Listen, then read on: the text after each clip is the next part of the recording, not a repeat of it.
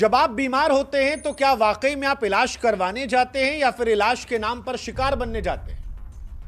देखिए, यह सवाल इसलिए क्योंकि बीमार तो आप होते हैं, दर्द भी आपका होता है, खर्चा भी आपकी जेब से होता है, लेकिन आपको दवा कौन सी मिलेगी यह तय करती है डॉक्टर साहब की कलम और उससे आगे बढ़कर दुकानदार का लालच। और इसीलिए आज 140 करोड़ भारतीयों की तरफ से आज की कचहरी का पहला मुकदमा उस रैकेट के खिलाफ जिसने आपकी बीमारी को मुनाफे का धंधा बना लिया है। वो रैकेट जो हमारी और आपकी तकलीफ से अपने बिजनेस व्यापार को चलाता है। इस खेल में डॉक्टर से लेकर दवा कंपनी, मेडिकल स्टोर वाले सब हमारी और आपकी बीमारी से पैसा कमा रहे हैं और हम और आप सिर्फ भरोसा कर लेते हैं सोचकर कि ये तो भगवान का रूप है अच्छे लोग। लेकिन आज बात उनकी जो आपको ठग रहे हैं, और यह मसला इसलिए क्योंकि इसका असर आम परिवारों पर पड़ रहा है। देखिए, हम जानते हैं कि अमीरों को दवाइयां कितनी महंगी हो उनसे कोई फर्क नहीं पड़ता, लेकिन हमारे आपके जैसे middle class, lower middle class और गरीब परिवार के जो लोग हैं, उनके ऊपर ये लूट सीधे जेब और दिल पर चोट करती है। उनकी हालत खराब हो जाती है जब वो बीमार होते हैं। दवा लेने के लिए कई बार घर का सामान गिरवी रखना पड़ता है, आए दिन की जरूरतों काटना पड़ता है। और यह सब तब हो रहा है जब भारत पूरी दुनिया का सबसे बड़ा जेनरिक दवाई बनाने वाला देश है। आप जानते हैं कि अमेरिका में भी लोग हमारी सस्ती जेनरिक दवाइयां खाते हैं, लेकिन वही दवाई जो हिंदुस्तान में बनी अमेरिका पहुंच गई, उसे भारत के मरीजों तक नहीं पहुंचाया जाता क्योंकि डॉक्टर साहब लिखते ही नहीं है, दुकानदार जो है बेचता ही नहीं है और सिस्टम आंखें मूंदे बैठा है। दवाई आज भारत में जरूरत के हिसाब से नहीं साहब, मुनाफे के हिसाब से दी जा रही है। वो जो डॉक्टर साहब पर्चा आपको थमाते हैं वो आपके लिए होता ही नहीं है, वो उस दुकानदार के लिए है जिसे पता है कि किस दवा पर कितना कमीशन है और कहां कहां किसकी जेब में जाएगा, और वो जेब आपकी काटी जाती है और आपको पता चलता नहीं है। कई बार तो आपसे 100 गुना से ज्यादा एक दवाई पर मुनाफा ले आता है। हम और आप सोचते हैं कि हम इलाज करवा रहे हैं, लेकिन हकीकत यह है कि आज बीमार होकर हम उस बाजार का हिस्सा बन चुके हैं जहां दर्द बिकता है, बीमारी से धंधा चलता है, और आज इसे हम एक्सपोज भी करेंगे और आज हम आपको कचहरी में जागरूक भी करेंगे। दरअसल दो तरह की दवाई आती है, एक ब्रांडेड, एक जेनरिक। आज दोनों दवाओं का फर्क हम आम आदमी को समझा देते हैं। आपने अक्सर सुना होगा, अगर किसी आदमी की हैंडराइटिंग बड़ी खराब हो तो लोग चढ़ाते हैं कि अरे भाई साहब, इस तरह की हैंडराइटिंग तो सिर्फ डॉक्टर साहब पढ़ सकते हैं। लेकिन आपको जानकर हैरानी होगी कि यह मजाक नहीं है, इसके पीछे गहरी सच्चाई है। असल में डॉक्टर साहब जो पर्चा लिखते हैं वो मरीज के लिए होता ही नहीं है, वो पर्चा दुकानदार के लिए होता है। उसकी लिखावट किसी रहस्यमय कोड जैसी होती है। आम आदमी तो सर पकड़ ले कि लिखे क्या है, इतनी गंदी हैंडराइटिंग कैसे है, पर मेडिकल स्टोर वाला वो एक झलक में पढ़ लेता है कौन सी दवा चाहिए।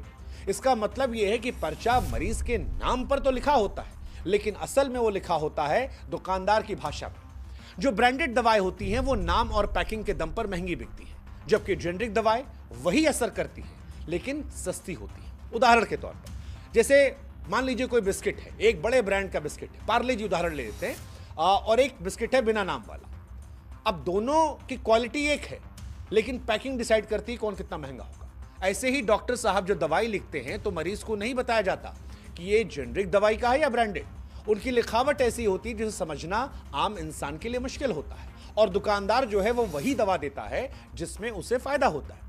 एक आम मरीज ये जाता है कि भाई साहब सेहत ठीक हो जाए, परिवार में लोग सकुशल रहे, डॉक्टर साहब भगवान है, जो दे दिए वही ले लेते हैं, लेकिन उससे असल में जानकारी और हक छिपा लिया आता है। जब तक मरीज ही समझेगा ही नहीं, तब तक वो इलाज नहीं बल्कि भरोसे में ठगा जाएगा। अब आपके मन में सवाल होगा कि जेनरिक दवाई कितनी सस्ती होती है जो हमने कहा कि आपको लूटा जा रहा है। तो आज दिल थाम कर बैठिए, क्योंकि फर्क इतना है कि सुनकर आपका दिल बैठ जाएगा। जो दवा आपको सिर्फ 8 रुपए में मिल सकती थी, वही दवा किसी बड़ी ब्रांड के नाम पर 80 रुपए में बेची जाती है। कोई फर्क नहीं होता, सिर्फ नाम और पैकेट का फर्क होता है। असर वही, सॉल्ट वही, लेकिन जेब पर बोझ 10 गुना से ज्यादा। और दुख की बात यह है कि आपको कभी भी यह बात बताई ही नहीं जाती। डॉक्टर साहब जैसा हमने कहा पर्चे पर ऐसी भाषा लिखते हैं जिसे आप पढ़ नहीं सकते। दुकानदार से आप पूछते ही नहीं है कि ब्रांडेड लेना है या जेनरिक। और इस खेल की असली कीमत क्या है आपको वो भी समझाते हैं। 2018 में पीआईबी ने बताया था कि सिर्फ एक साल में 5.5 करोड़ लोग इलाज और दवाइयों के खर्च की वजह से गरीबी रेखा के नीचे चले गए। इनमें से 3 करोड़ 80 लाख लोग ऐसे थे जिनकी जमा पूंजी सिर्फ दवाओं में चली गई। यानी बीमारी से पहले वो लोग गरीब नहीं थे, लेकिन इलाज ने उन्हें गरीब बना दिया। अब अगर आप सोचिए कि उन्हें सस्ती दवाइयां, जेनरिक दवाइयां मिल जाती तो शायद उनके बच्चे स्कूल से नहीं निकलते, उनकी थाली अधूरी नहीं होती, उनकी जिंदगी सिर्फ एक दवा की कीमत में बर्बाद नहीं होती। और ये आंकड़े नहीं है, उन करोड़ों चेहरों की कहानी है जिनका दुख किसी भी मेडिकल रिपोर्ट में नहीं दिखता, जो हर दिन ब्रांडेड दवाइयों की कीमत चुका रहे हैं अपने सपनों से, अपने हक से और कई बार जिंदगी से भी। 70-80 के दशक में अक्सर फिल्में बनती थी और दिखाई पड़ता था कि एक माँ है जो बीमार है, घर में दवा खरीदने के पैसे नहीं है और बेटा जो है वो मजबूरी में अपराध की दुनिया में चला गया। हम सब ने भी ऐसे बड़े डायलॉग सुने फिल्मों में कि मैंने माँ के इलाज के लिए रास्ता चुना है। देखिए, उस वक्त ये डायलॉग फिल्मी लगता था, लेकिन असलियत जो है इससे ज्यादा कड़वी है। भारत में ऐसा इसलिए हुआ क्योंकि जेनरिक दवाइयों को बेचना कोई चाहता ही नहीं था। जेनरिक दवाइयां सस्ती थी, असरदार थी, लेकिन बिना ब्रांड के थी, मुनाफा कम था।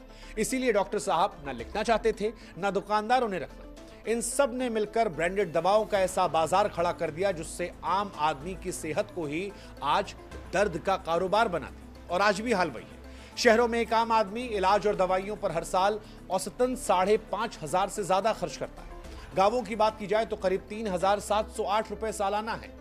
अब आप सोचिए कि इस पूरे खर्च का सिर्फ 42% हिस्सा दवाइयों पर जाता है। हैरानी की बात है ना, मतलब इलाज से ज्यादा महंगा दवा है। और यह दवा इसलिए महंगी है क्योंकि आपको जेनरिक दवा की सच्चाई कभी बताई ही नहीं जाती। सिर्फ नवंबर 2022 में देश ने इलाज और दवाइयों पर 12,000 करोड़ रुपए खर्च कर दिए। इनमें से अगर आधे लोगों को भी सस्ती जेनरिक दवाइयां मिल जाती तो उनकी जिंदगी कितनी आसान हो जाती। शायद किसी बच्चे की फीस बढ़ जाती, किसी घर में सिलेंडर आता, किसी बुजुर्ग को इंसान की तरह जीने का मौका मिल जाता। लेकिन ये सब कुछ नहीं हुआ क्योंकि ये इलाज नहीं, मुनाफे का बाजार है जहां दवाइयां बिकती हैं और इंसानियत दम तोड़ती है।